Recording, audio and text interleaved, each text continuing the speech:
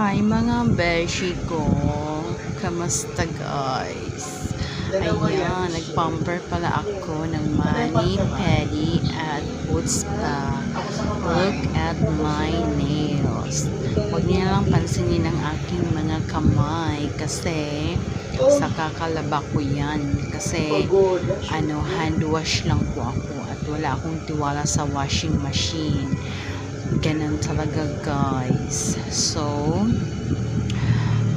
gumaan gana ang aking feeling, hindi na siya mabigat, lalong lalo na po ang aking mga feet kasi si Ate Mitch ang gumagawa sa akin. So maaliwalas, very clean, at lalong lalo na nung nabunutan na sila ng mga ingrowns na sobrang dami na ng mga dry skin, mga beshi ko.